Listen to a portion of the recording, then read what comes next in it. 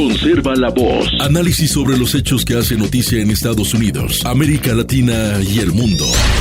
That America will never be a socialist country. Conserva la voz. Un espacio no apto para lo políticamente correcto o socialmente aceptable. La fuerza del cielo nos acompañe y ¡viva la libertad, carajo! Conserva la voz. Tu voz sin censura. Se ponen en la solapa el pin de la Agenda 2030, que no es más que la renuncia a nuestra soberanía.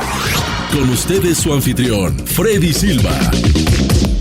¿Qué tal, amigos? Reciban todos un caluroso y fuerte abrazo en este nuevo episodio de su podcast Conserva la Voz. Soy Freddy Silva desde Tampa, Florida. Buenos días, buenas tardes, buenas noches, donde quiera que nos vean y escuchen. Sean bienvenidos a esta edición del miércoles 25 de marzo del 2026.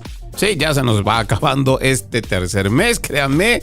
Rápidamente vamos a ingresar al mes de abril. Estará viniendo la Semana Mayor, la Semana Santa, y así estaremos viendo terminar este primer semestre del año. ¿No me lo cree?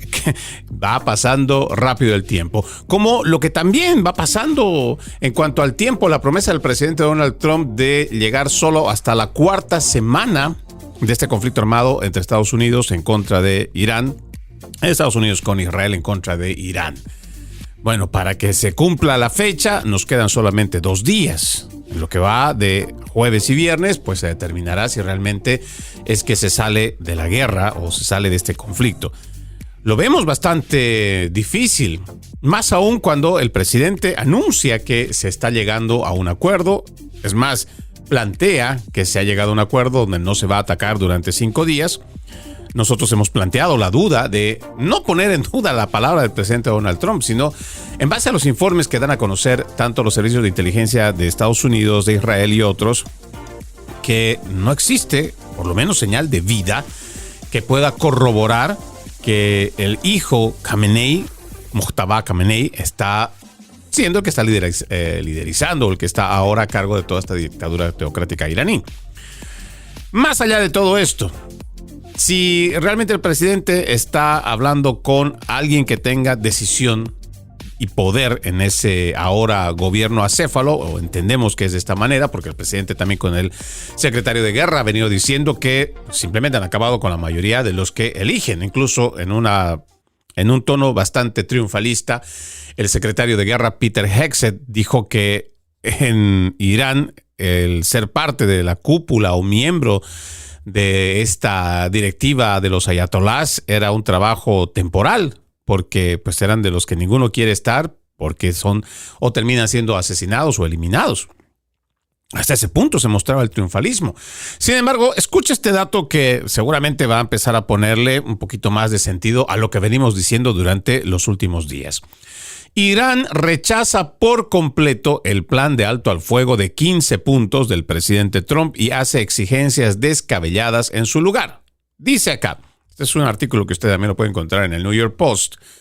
Irán rechazó por completo el plan de paz de 15 puntos del presidente Trump el día de hoy miércoles y presentó sus propias exigencias maximalistas para poner fin a la guerra.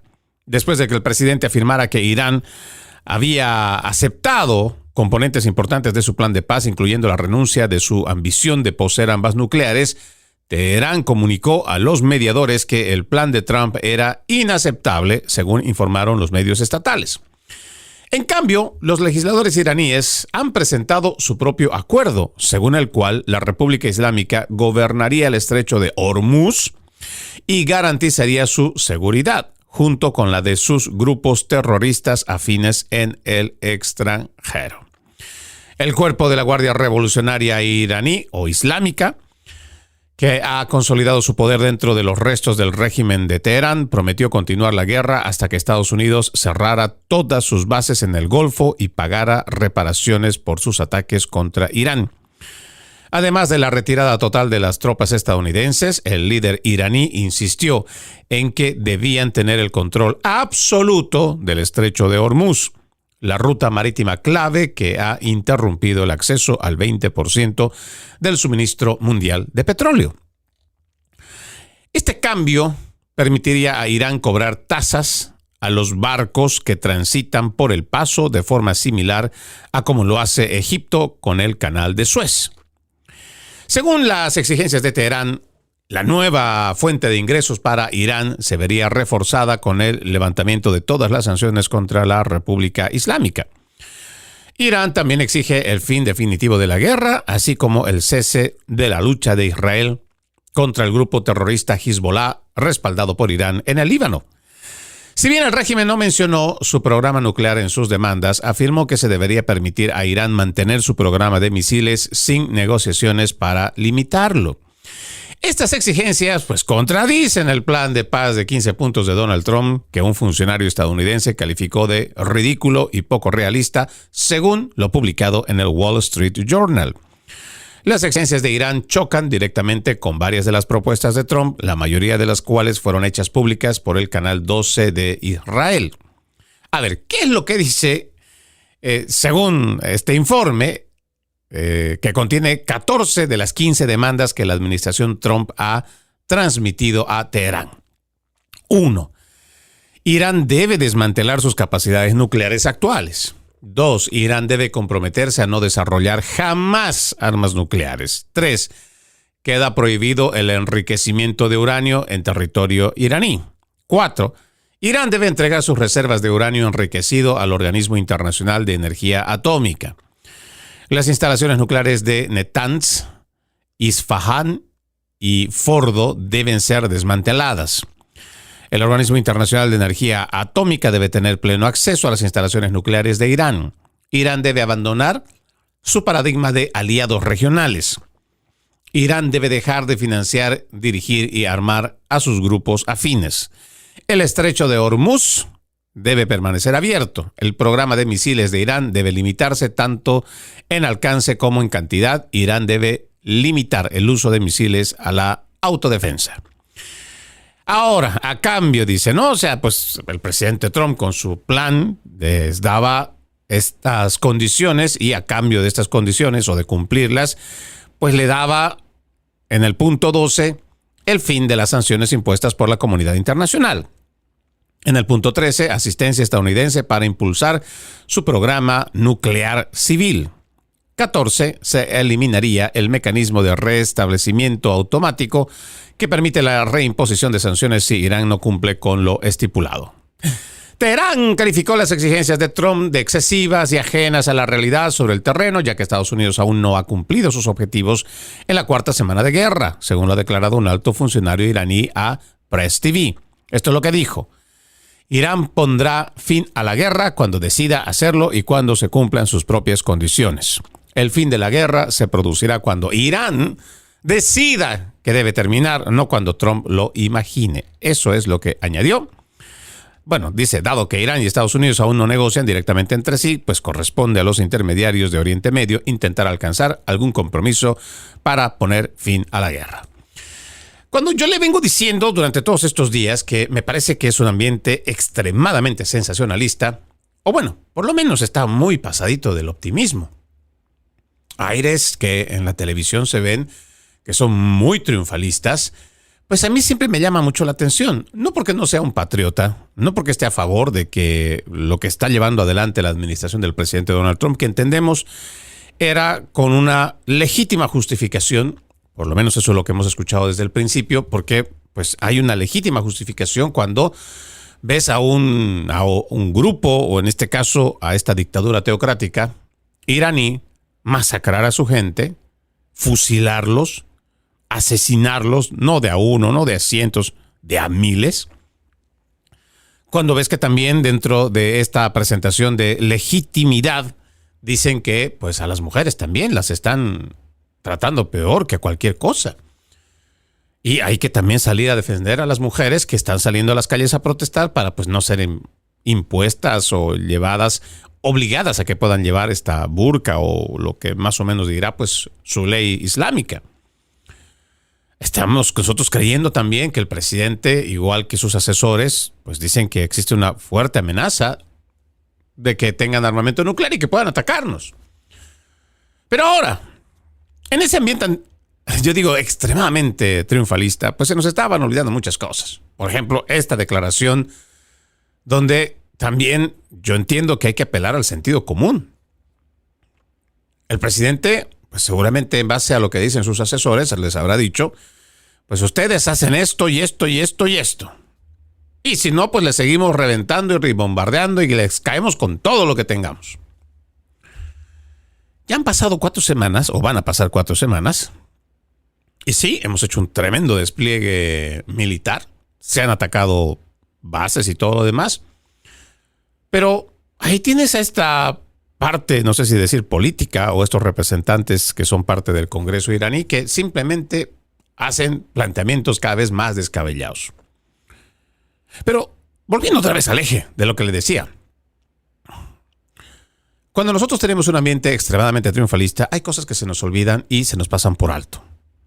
Y en este sentido, por ejemplo, también hemos visto cómo ciertos medios que son también de línea conservadora, republicana, de derecha, en este mismo ambiente pues hacen igual publicaciones que para el gusto de la gente que los sigue, pues está bien. Están de acuerdo. Nada pasa por ahí. Yo entiendo de que pues cuando existe una bandera del equipo ganador, pues todos siguen aplaudiendo, todos siguen haciendo porras. Pero a veces se nos olvida también ese fanatismo que puede que tengamos ciertas debilidades, las cuales no estamos cuidando y más bien las estamos exponiendo. Mira esta publicación que dice: Teherán recibe el plan estadounidense para poner fin a la guerra en Oriente Medio, mientras Irán ataca a un portaaviones estadounidense. Ya, empezando por ese titular. Empezando por el titular, y le vuelvo a insistir, o sea, no es que yo tenga algo en contra del medio, pero yo siento que si pasamos de la línea objetiva de informar, de hacer el periodismo, y solamente nos ponemos casi a la par de los de la izquierda, de generar titulares amarillistas, pues a veces nos pasa y se nos olvida, y la gente también empieza a tener este aire triunfalista y se confía demasiado. Y no estoy hablando solo de la guerra. Más adelante le voy a contar lo que está pasando también en las elecciones domésticas del día de ayer, cómo hemos visto más de una decena de escaños que se supone pues eran para los republicanos, ahora son de los demócratas. Pero bueno, ¿qué más dice este artículo? Irán ha recibido un plan de 15 puntos de Estados Unidos para poner fin a la guerra en Medio Oriente, según informaron funcionarios pakistaníes el miércoles, lo que ha aumentado la esperanza de una solución diplomática, incluso cuando Irán afirmó haber disparado una andanada de misiles de crucero contra un portaaviones estadounidense. Ojo, esta es una información reciente, esta es una información de hoy. No es que vino de ayer, no es que vino... No, es de hoy. Hoy miércoles 25 de marzo. Un conflicto que comenzó el 28 de febrero con una campaña de bombardeos estadounidenses e israelíes contra Irán se ha extendido rápidamente por toda la región, provocando un aumento vertiginoso de los precios del petróleo y amenazando con descarrilar la economía mundial. Ahora, sin embargo, dice, la incipiente actividad diplomática parecía estar cobrando impulso después de que 2 altos funcionarios en Islamabad declararan a la AFP que las propuestas estadounidenses para detener los combates habían sido transmitidas a Irán a través de intermediarios pakistaníes. Se baraja la posibilidad de que Pakistán actúe como mediador, dado sus lazos de larga data con el vecino Irán y con Estados Unidos. Aún así, la actividad militar no cesó y objetivos en Irán, Israel, Líbano, Bahrein, Kuwait, Jordania y Arabia Saudí fueron blanco de ataques. El ejército iraní afirmó que sus misiles de crucero disparados contra el grupo de portaaviones USS Abraham Lincoln lo habían obligado a cambiar de posición. Advirtió de poderosos ataques cuando la flota hostil entre en su alcance. Bueno, de ahí no le leo más, porque yo creo que ustedes ya pueden entender lo que trato de decirles. O lo que vengo diciéndoles ya hace por lo menos unas 2 semanas.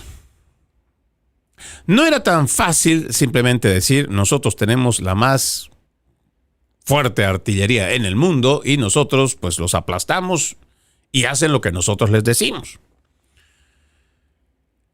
Porque parece que se nos olvida que paralelamente a lo que se nos va diciendo o se nos va contando en estas narrativas, casi siempre es el que gana, el que empieza a escribir la historia, pero en estas narrativas ya nos vienen diciendo, por un lado, que Benjamín Netanyahu nos trata de convencer constantemente de que Irán ya tiene un arma nuclear. No fue ayer, no fue el anterior mes, ni siquiera fue el año pasado. Tiene décadas diciéndonos lo mismo. Entonces tienes a un Irán que en su arquitectura teocrática, radical, dictadura, lo que quieras llamarle, tienen 47 años gobernando. Sí. Y eso habrá que sumarle que han hecho un trabajo de hormiga, lo que nosotros le llamaríamos igual, han hecho batalla cultural para convencer y llevar por un radicalismo a millones de personas desde la niñez, en la escuela, en la casa.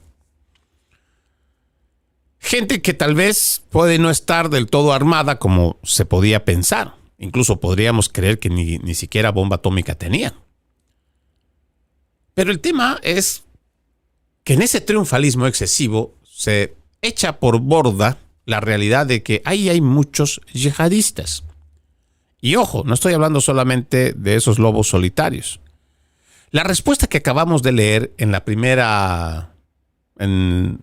el primer artículo del New York Post, donde dice que además Irán no solo rechaza los planteamientos del presidente Trump, sino que ahora hace propuestas descabelladas, como por ejemplo, ellos van a ser los nuevos que van a controlar, los nuevos controladores, la policía del estrecho de Hormuz, como mejor quiera usted llamarle. ¿Para qué?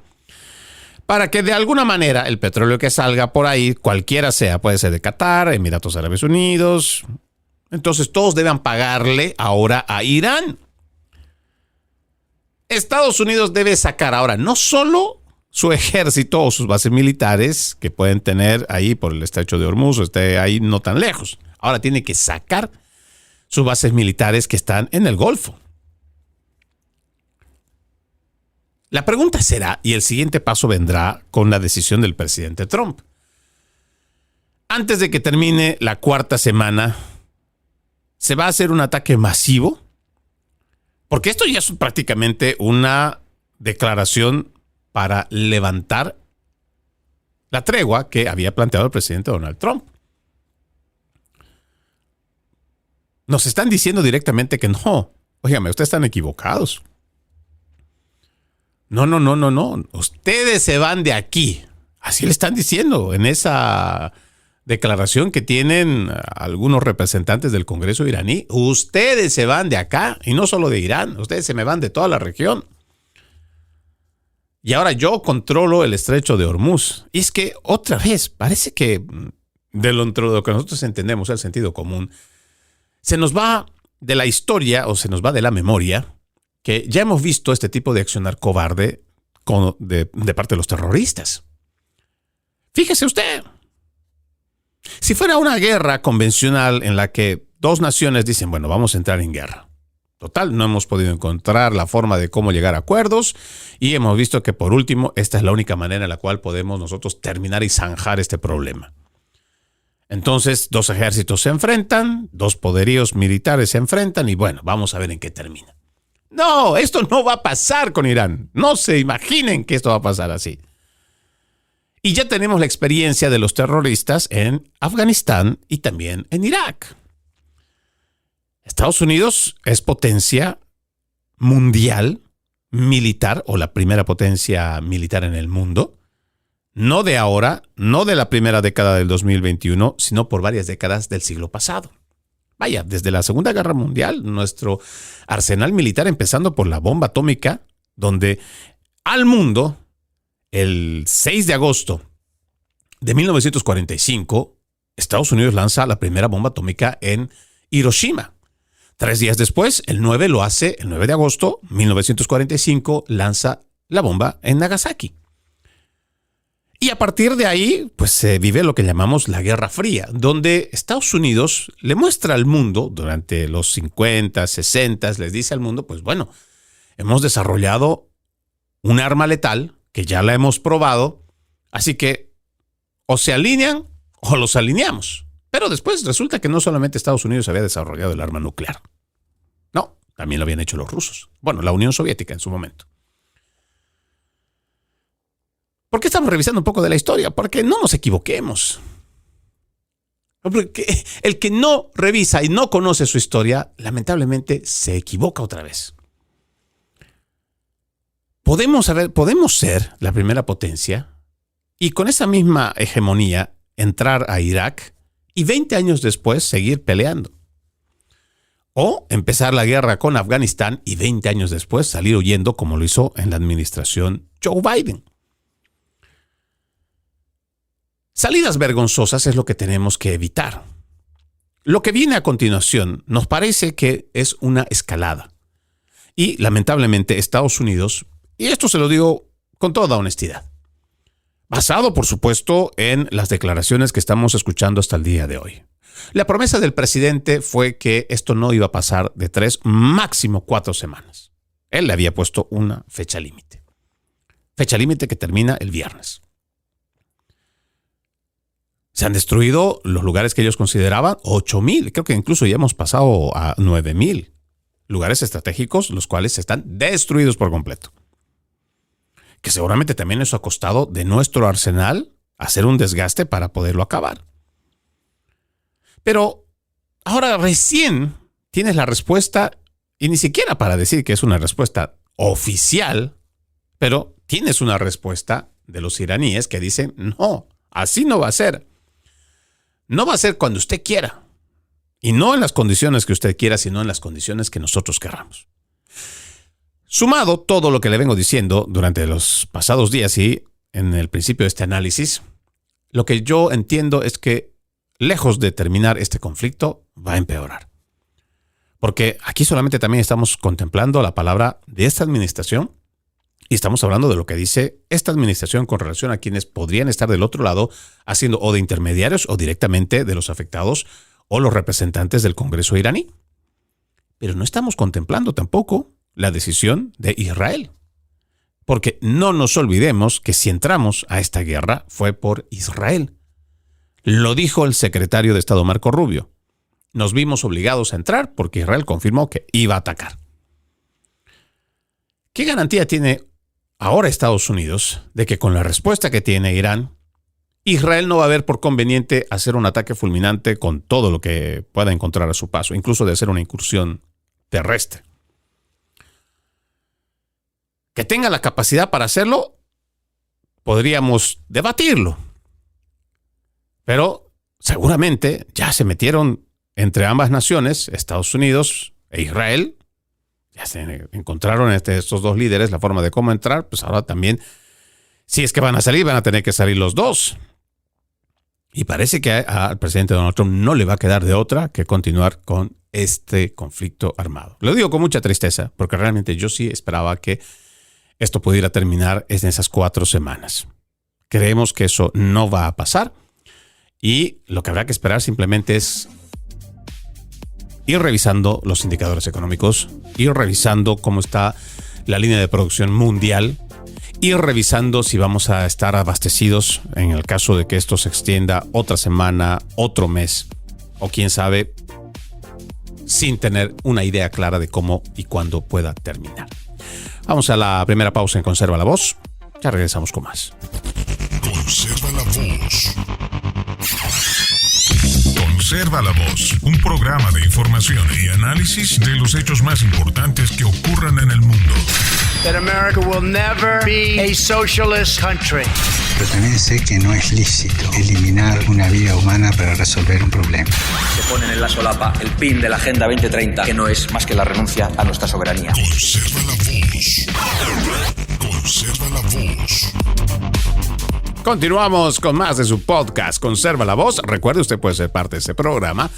Escríbame a Freddy Silva Ayala en Facebook, Freddy Silva 80 en Instagram, Freddy Silva TV en YouTube, en TikTok, también en X, antes Twitter. Le agradezco que me ayude a compartir mi contenido. También lo invito a ver loramediatv.com, www.loramediatv.com, el espacio donde encuentra periodismo objetivo. Encuentra este programa y muchos otros más. Recuerde, www.loramediatv.com, www.loramediatv.com. Le decía que tenemos que tener mucho cuidado con relación a estas narrativas que se implementan desde el otro lado del Atlántico con relación a la guerra. Y también no podemos descuidar lo que es la política doméstica.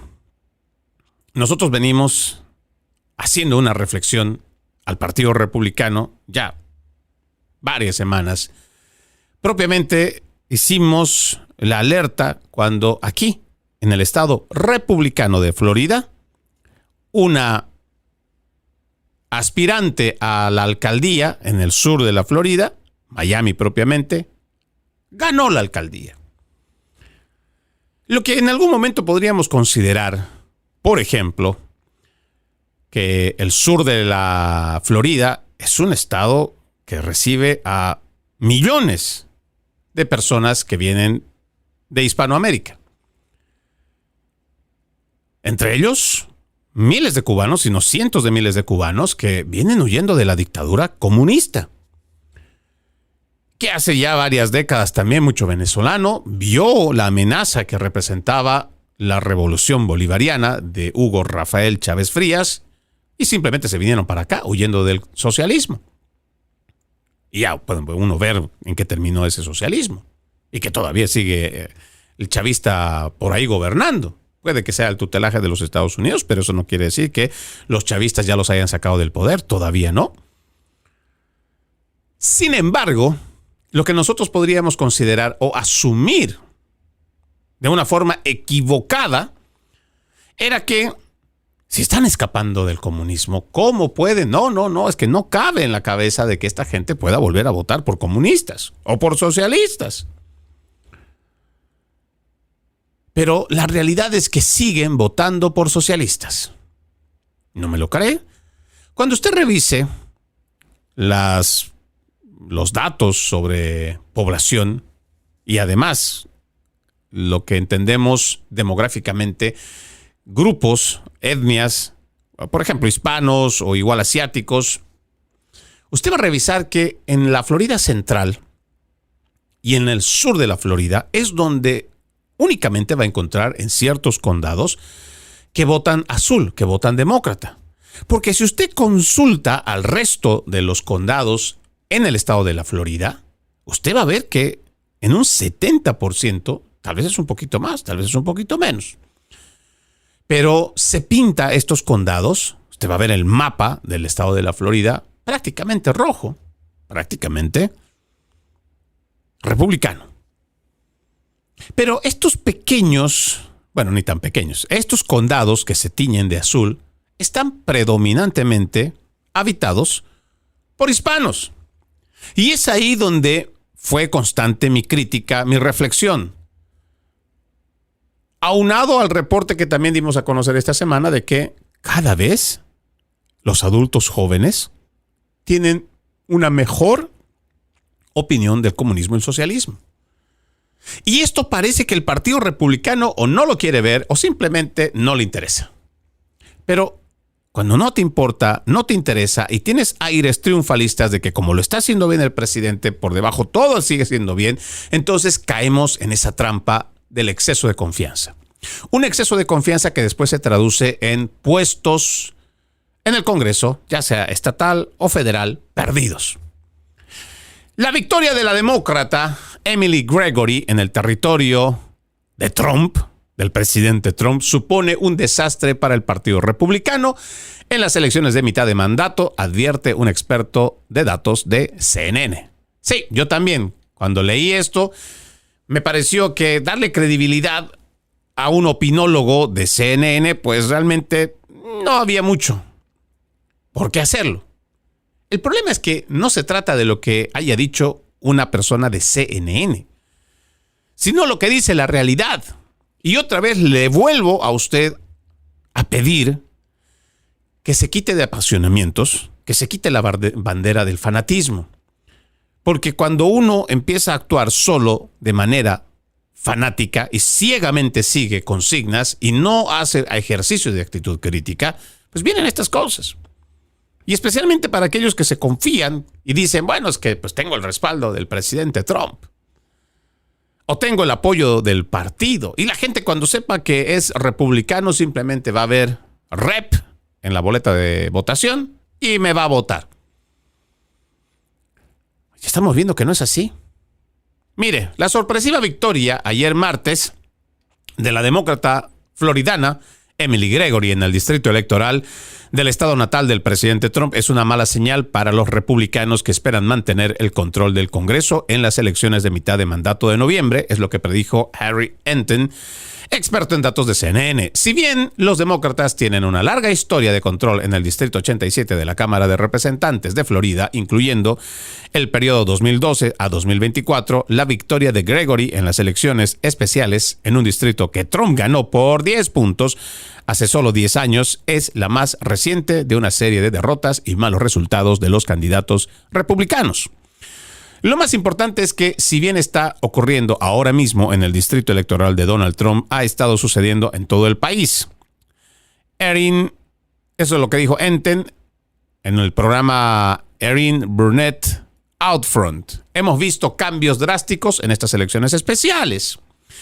Históricamente, dice, hablando, las elecciones extraordinarias han servido para predecir lo que sucederá en las elecciones de mitad de mandato. Gregory derrotó al republicano John Maples, respaldado por Trump por menos de 800 votos de un total de más de 33,000 votos emitidos en el distrito con sede en Palm Beach, que incluye el complejo turístico y residencia de Trump en Mar-a-Lago. En noviembre del 2024, el republicano Mike Caruso había obtenido una contundente victoria por 19 puntos porcentuales. Caruso dejó el puesto vacante cuando renunció en agosto para convertirse en secretario y contralor del condado Palm Beach. Lo que hemos visto hasta ahora es un cambio a favor de los demócratas en un promedio de 12 puntos desde 2024. Revisé los datos desde que estaba en la escuela secundaria hasta el 2005-2006, y cada vez que un partido superó el resultado base para las elecciones presidenciales en las siguientes elecciones de mitad de mandato, lo que vimos fue que en 5 de cada 5 ocasiones ese partido terminó ganando la Cámara de Representantes de Estados Unidos. Por lo tanto, es poco probable que lo que está sucediendo ahora mismo en Mar-a-Lago se quede solo en Mar-a-Lago. Es probable que se extienda a nivel nacional y también durante las elecciones de mitad de mandato. Los republicanos, dice este artículo, siempre han sido vistos como los menos favoritos en las elecciones de mitad de mandato del 3 de noviembre. Desde 1938, el partido controla la Casa Blanca, que controla la Casa Blanca, ha perdido escaños en la Cámara de Representantes en todas las elecciones de mitad de mandato, excepto en 2, 1998 y el 2002. Actualmente, los republicanos tienen una mayoría de 218 a 214 en la Cámara de Representantes, con 3 escaños vacantes, lo que significa que necesitan un resultado histórico en las elecciones de mitad de mandato para mantener el control de la Cámara. Y a mí me parece que este dato, más allá de que a nosotros nos guste o no, lo que dice CNN debe estar en el centro de la conversación. Puede que nos guste, puede que no nos guste, puede que exista o no una exageración, porque a la final también uno puede terminar diciendo, pues esto también tiene mucho que ver con la especulación y la clarividencia incluso, porque no sabemos de aquí hasta noviembre, pues qué puede pasar. Y hay quienes se pueden equivocar. Hemos visto que hasta las mismas encuestas se equivocan. ¿Y cómo se equivocan? Lo cierto es que el plan del presidente Donald Trump siempre tuvo puntos de inflexión que, si nosotros contemplamos la mayoría demográfica en estados como la Florida, iban a tener un efecto adverso. Sí, usted sabe de lo que le estoy hablando. El tema migratorio, las deportaciones masivas y además el accionar de ICE. ¿Quiere decir que en este momento estábamos equivocados o hemos estado equivocados por llevar adelante la información? No. Por supuesto que no. ¿De que han cometido excesos en algunos lugares? Se ha cometido excesos. Sí, por supuesto que se ha cometido excesos. Sí lo hemos visto. De que hay gente que simplemente ha estado trabajando en el país, tal vez no se ha metido en problemas, pero sí ha cometido un delito federal. El delito es pasarse la frontera y no entrar legalmente a los Estados Unidos con una visa. No, es patear la puerta, entrar por la fuerza y exigir que te den algún tipo de estatus migratorio. Eso es lo que pasó durante la administración de Joe Biden con sus políticas de fronteras abiertas, que además fueron promovidas desde las mismas Naciones Unidas, para que entraran millones de personas con el único propósito de importar nuevos votantes para el Partido Demócrata. Simple, sencillo. No se está haciendo batalla cultural, y eso es lo que también la gente no puede entender y nos cansamos de decirlo. El Partido Republicano está perdido, porque solamente cree que debe basarse, como lo viene haciendo en el siglo pasado, donde si se muestra transparencia, buena economía, el incremento de los puestos laborales, eso es suficiente para que la gente te crea, la gente te acepte, la gente te escuche. ¡Mentira! Dos hechos que nosotros habíamos planteado en la primera temporada de estos podcasts. Lo habíamos hecho primero con Entre Líneas y ahora estamos con Conserva la Voz. Dos hechos importantes habíamos dado a conocer a la gente para que tuviera una idea de lo que estaba pasando y lo que llamamos nosotros dar la batalla cultural. El presidente Donald Trump en el 2020 pierde las elecciones incluso teniendo una buena economía. Incluso restituyendo mucho de lo que nosotros veníamos diciendo, recuperar el país. El presidente había estabilizado la inflación. El presidente había levantado los empleos. El presidente había reducido la dependencia de las personas que terminaban sin trabajo y solicitaban ayuda. Se habían hecho grandes logros, sí. Sin embargo, no fue suficiente. Ya usted puede decir que se hizo fraude, puede que no se haya hecho fraude. Yo estoy convencido de que sí se hizo fraude. Pero aún así, el mismo sistema electoral no te va a permitir que puedas hacer un fraude de 20, de 30 millones de personas, menos de más de 60 millones. No, hay un margen también para que en el sistema se pueda meter votos para poder cambiar una elección. Sí, pero no para que exista una abundancia como el Partido Demócrata lo ha tenido. Podemos creer que incluso han inflado 10 millones de votos. Ya, vamos a decir que se han inflado 10 millones de votos. Pero, ¿y el resto de los 60 millones de demócratas? Ya, digamos 50 millones de demócratas en el 2020 votaron por su partido. ¿Qué quiere decir? Que no hicieron batalla cultural. ¿A qué llamamos batalla cultural? A que ya no solo el político debe centrarse en cosas lógicas y de sentido común. Ya no solamente cuenta que garantices empleos, no, ya ni siquiera cuenta que tengas una buena economía. Estas generaciones son distintas. Si usted se fija, estas nuevas generaciones, a diferencia de mi generación, nacida en los 80s, para nosotros era un compromiso entrar a un puesto de trabajo. Y mientras más tiempo durabas, era una señal de que tú eras una persona leal, que eras una persona confiable, que eras una persona a la cual la empresa podía contar contigo. Revise o pregunte a estas nuevas generaciones, tal vez a sus hijos son jóvenes o tiene primos, parientes, amigos o vecinos. A estos jóvenes no les importa estar saltando de trabajo en trabajo cada 90 días, cada 3 meses o cada mes. Tienen esta idea que se les mete en la cabeza de que ellos quieren impactar. Ellos quieren mejorar las cosas, quieren cambiarlo todo y quieren sobresalir y quieren ser las estrellas y quieren ser todo, pero lo quieren hacer todo en un mes. No quieren tomarse el tiempo que para muchos nos tomó, por ejemplo, en mi caso, para poder estar ante una pantalla y estar hasta el día de hoy, a mí me ha tomado 30 años. Ser muy consecuente.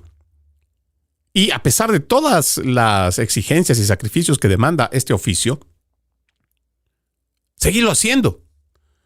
Las nuevas generaciones no entienden esto en el compromiso laboral, no, y ni siquiera les gusta. Es más, fíjese las estadísticas, y yo he manejado mucho estos temas para poder explicar a la gente cuán distintos somos la generación antes de los millennials y después de los millennials. Fíjese los datos. A los jóvenes de hoy ya no les interesa comprar una propiedad. ¿Por qué? Porque no quieren el compromiso. Porque eso significaría entrar en un trabajo, no dejarlo por lo menos unos 20, 30 años hasta pagar esa casa. Hace mucho la venta de televisores en el mundo se ha reducido porque en Occidente ya los jóvenes no quieren tener un aparato que los ate. No quieren tener un televisor que los comprometa para una novela, un noticiero, así. No, ya no quieren eso. Hace mucho ya bajó la venta de televisores porque los jóvenes no quieren de eso. ¿Qué quieren los jóvenes hoy? Trabajar poco, ganar mucho y en lo posible estar viajando todo el tiempo. Y estar en restaurantes, aunque sea una experiencia que le puedan regalar. Si es una persona que tiene muchos seguidores, entonces intercambia. Ya ni siquiera quieren dinero. Entonces hay que hacer batalla cultural para llegar a estos jóvenes que tienen una mentalidad distinta. No simplemente asumir lo que el Partido Republicano asume. Y le decía, 2 hechos importantes para que nosotros podamos darnos cuenta de que ya no es suficiente solo hablar de dinero y empleos para ganar elecciones. Así como en el 2020, el presidente Donald Trump pierde la reelección, también lo hizo Jair Bolsonaro. Un presidente, el de Brasil, cuando estaba todavía en Brasil, a pesar de la pandemia y de las situaciones difíciles que planteó la pandemia, el presidente redujo el déficit, redujo la deuda, redujo la criminalidad, aumentó los empleos, mejoró la economía de los brasileros. ¿Y a quién eligieron? A una persona que ya estaba en la cárcel por hechos de corrupción, Luis Inácio Lula da Silva, el fundador del Foro de Sao Paulo, el que de la manito con Fidel Castro comenzaron el siglo pasado a edificar lo que hoy llaman esta revolución bolivariana o esta internacional socialista, o como mejor quieran llamarle sus progresistas. ¿Cómo lo hicieron? Pues hicieron batalla cultural. Se dieron cuenta que había que entrar en las escuelas, sobre todo en las universidades, y empezar a dar batalla cultural en las universidades. ¿Por qué? Porque también ellos lo intentaron en los 70s, en los 80s, porque Fidel Castro pensó que podía entrar en la mente de los jóvenes o en la mente de la gente a través de guerrillas, como lo había hecho en Cuba. Pero no les salió. No pudieron y después se dieron cuenta que por ahí no era. Que con la fuerza y con las armas en el resto del continente no iban a poder. Entonces hacen batalla cultural desde las universidades. ¿Por qué creen que hay tanto trotskista, leninista, marxista, neomarxista? Todas las ramificaciones que vienen de la izquierda son precisamente porque se ha llevado adelante una batalla cultural. Y la izquierda tiene décadas llevándolo y lo están logrando con éxito. ¿Por qué? Porque el lado republicano, conservador, de derecha, todavía no asume que es dar la batalla cultural. Dar la batalla cultural es esto. Esto que hago todos los días, hablarle a la gente, explicarle a la gente, no para convencerla, sino para que tenga una idea de cómo puede hacer y encontrar su propia opinión. No solamente comerse un titular, un video, no, vamos a analizarlo, vamos a debatirlo, vamos a prepararnos. La izquierda ya lo viene haciendo y lo viene haciendo con un cambio de paradigmas, planteamientos con nuevos conceptos. Están reescribiendo las palabras para reescribir la historia. Vean la primera década de este siglo XXI. Con los petrodólares de Hugo Chávez se llevó adelante la revolución bolivariana. Claro, empobrecieron a toda Venezuela, pero eso fue a costa de mantener esta ideología vigente. Toda esta revolución bolivariana. La revolución del siglo XXI, el socialismo del siglo XXI. ¿Qué hizo o qué hicieron los de la derecha, los conservadores? Prácticamente se sumaron. ¿Por qué? Porque no entendieron que esta izquierda internacional viene invirtiendo millones de dólares en las universidades. En las universidades se viene dando la batalla cultural. Por eso es que nuestros nuevos profesionales salen progresistas. Salen con esta idea de género, de la igualdad de género. De que ser buenitos con todos y que todos tenemos que darnos la mano y que todos tenemos que andar como si fuera una taza de leche. No hay que dar tu opinión porque le vas a ofender, vas a generar un conflicto. No, mejor cállate. Y así se ha ido promoviendo porque han hecho batalla cultural. Esa batalla cultural que no se está dando desde el Partido Republicano. ¿Por qué? Porque además no solamente no la quieren dar, tampoco quieren invertir. Esa fue mi crítica durante el 2002 en las elecciones de medio término, cuando nosotros habíamos iniciado este proyecto de americano Un proyecto que nosotros entendíamos que era lo que se necesitaba para dar la batalla cultural en contra de todos los medios de comunicación de la izquierda o que están alineados con el Partido Demócrata. ¿Dónde estaba el Partido Republicano para financiar siquiera? Ok, no tienen dinero, no importa, pero por lo menos ayuden a que quienes son empresarios republicanos puedan patrocinar, ayudar a los comentaristas, a los divulgadores, a los periodistas que están haciendo periodismo independiente para llevar una información objetiva. No hay, hasta el día de hoy. Hasta el día de hoy. Si usted va a ver a muchos de los divulgadores, es porque lo están haciendo todos por su cuenta, sin un centavo de apoyo. Y ahí es donde nosotros creemos, si no se hace batalla cultural, como por ejemplo en su momento lo entendió muy bien Charlie Kirk. Charlie Kirk con Turning Point lograron conseguir la financiación para llevar adelante este programa de batalla cultural. Claro, al principio tenemos que reconocer, hace por lo menos un poco más de 10 años, tenían una tremenda camada de jóvenes donde estaban realmente en lo máximo, yo diría, en su apogeo de esta batalla cultural. Ahí estaba Ben Shapiro, Matt Waltz, después igual estaba el mismo Charlie Kirk. O sea, había muchos divulgadores y había muy buenos. El mismo Dennis Prager con Prager University. Y si los ven ahora, 10 años después, cada uno sigue por su camino. ¿Por qué? Porque no hemos logrado afianzarnos, unirnos y trabajar en conjunto. Y esto parte no solo de quienes estamos a favor primero de las convicciones, sino también parte del partido que se supone que es para el que nosotros estamos haciendo que la gente entienda que la izquierda en general es una amenaza. Porque si usted se fija, en la mayoría de los que estamos haciendo este trabajo de divulgación, no estamos buscando un puesto público.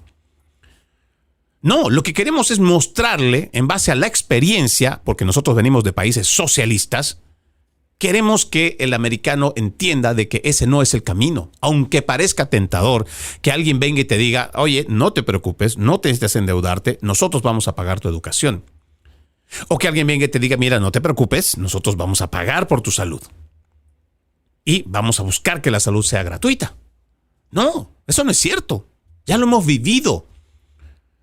No hay gratuidad porque todo cuesta. Ahora, si realmente nosotros vamos a pagar con nuestro dinero y vamos a hacer, por ejemplo, y eso solamente es por dar una idea, crear un sistema sanitario como el de España, ahora también el sistema sanitario de España también está a punto de quebrar, está en lo peor. Y era un emblema de cómo se podía juntar a las personas para, en base a su trabajo, pagar un poco para que todos tuvieran un sistema de salud gratuito y de la mejor calidad. Claro, hasta el siglo pasado eso funcionaba, pero ahora ya no. Entonces, cuando nosotros tenemos la historia para darle a la gente, para que pueda cambiar, para que pueda entender que ese no es el camino, eso es dar batalla cultural. Pero lamentablemente tenemos al Partido Republicano que no está haciendo su parte, no está haciendo su tarea y tristemente debo decir, en la medida que sigamos viendo estas derrotas electorales, porque es una derrota, no importa que ese haya sido, o sea, este puesto de la demócrata Emily Gregory allá en Palm Beach, no importa que esta haya sido tradicional demócrata, el presidente Donald Trump lo ganó, pero se ha perdido. El sur de la Florida. Tenemos una alcaldesa en Miami que se supone tiene una mayor concentración cubana. Es de los demócratas. Guste o no, al fanático, al radical de la derecha, al ultraconservador, los números no mienten. Hay un descontento y se tiene que dar batalla cultural para que la gente vuelva a creer en el programa, vuelva a creer en el concepto de Make America Great Again, vuelva a tenerle fe en America First.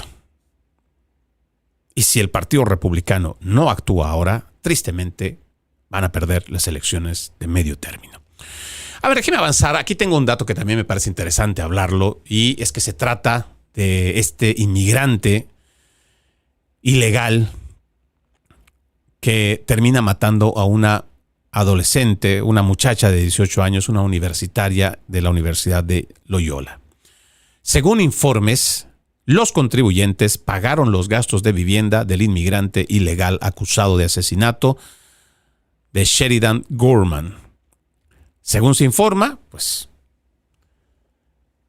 tal como se había informado, dice este artículo, José Medina, un inmigrante ilegal venezolano de 25 años, fue arrestado por el Departamento de Policía de Chicago y acusado del asesinato de Sheridan Gorman en un ataque aleatorio en un muelle de la playa Tobey Prince de Chicago, o Toby Prince.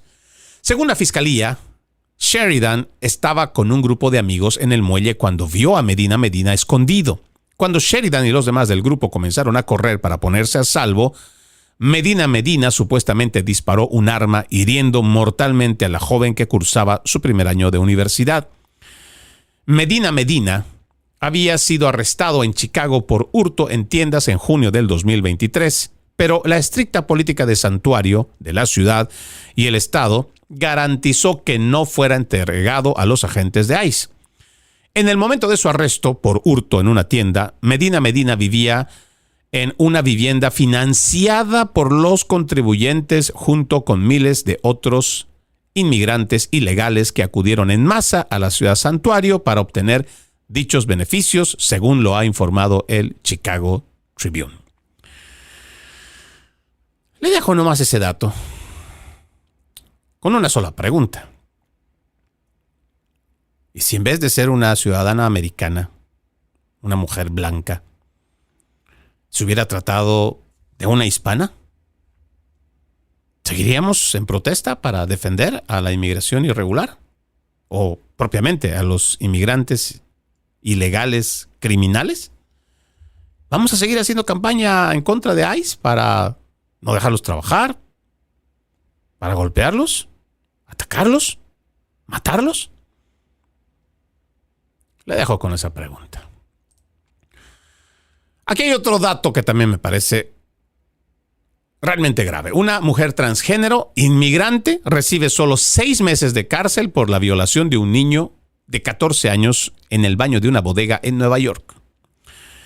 Se trata de un inmigrante transgénero indocumentado que ha admitido ayer haber abusado sexualmente de un niño de 14 años en el baño de una bodega de Manhattan el año pasado.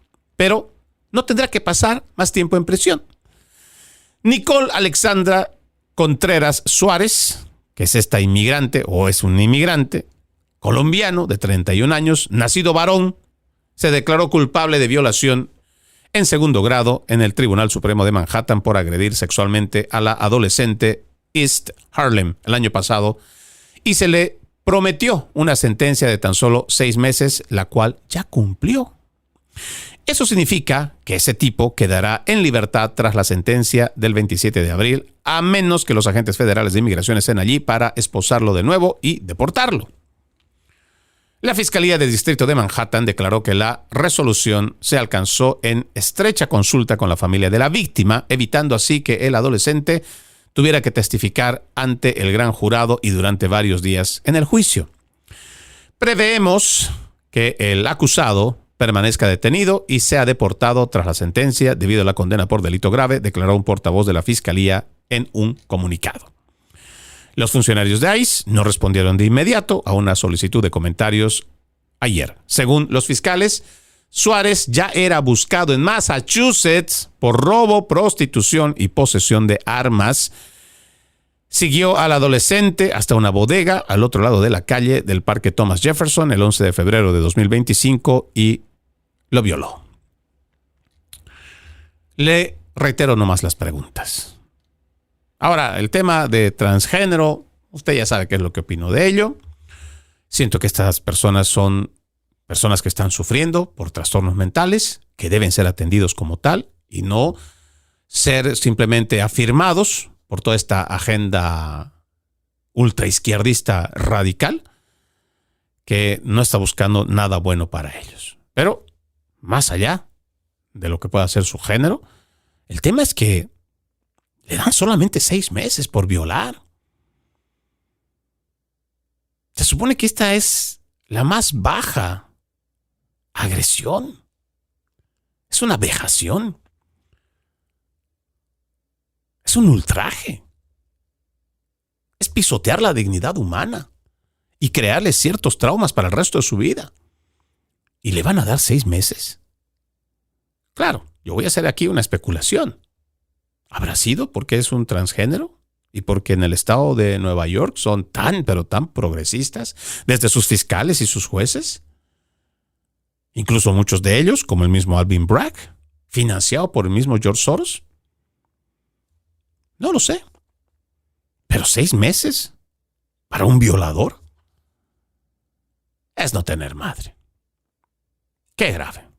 Créanme, cada vez uno se siente más decepcionado de nuestro sistema judicial porque prefiere atender corrientes y agendas progresistas en vez de realmente ponerse a pensar en el ciudadano de los Estados Unidos de Norteamérica. Ojalá esto pueda cambiar. Ojalá esto pueda cambiar. Soy Freddy Silva desde Tampa, Florida. Buenos días, buenas tardes, buenas noches, donde quiera que nos hayan visto y escuchado. Permítame leer este extracto de la palabra. En aquel tiempo, el ángel Gabriel fue enviado por Dios a una ciudad de Galilea llamada Nazaret, a una virgen desposada con un varón de la estirpe de David llamado José. La virgen se llamaba María. Entró el ángel a donde ella estaba y le dijo: «Alégrate, llena de gracia, el Señor está contigo». Al oír estas palabras, ella se preocupó mucho y se preguntaba qué querría decir semejante saludo. El ángel le dijo: «No temas, María, porque has hallado gracia ante Dios. Vas a concebir y dar a luz un hijo y le pondrás de nombre Jesús. Él será grande y será llamado Hijo del Altísimo. El Señor Dios le dará el trono de David, su padre, y él reinará sobre la casa de Jacob por los siglos, y su reinado no tendrá fin». María le dijo entonces al ángel: «¿Cómo podrá ser esto, puesto que yo permanezco virgen?». El ángel le contestó: «El Espíritu Santo descenderá sobre ti, y el poder del Altísimo te cubrirá con su sombra. Por eso, el santo que va a nacer en ti será llamado Hijo de Dios. Ahí tienes a tu parienta Isabel, que a pesar de su vejez ha concebido un hijo, y ya va en el 6º mes, la que llamaban estéril, porque no hay nada imposible para Dios». María contestó: «Yo soy la esclava del Señor. Cúmplase en mí lo que me has dicho». Y el ángel se retiró de su presencia. Lucas capítulo 1, versículos 26 al 38. Tengan un bendecido resto de jornada y, como siempre, ejercitemos la decencia, que nada nos cuesta. Permiso.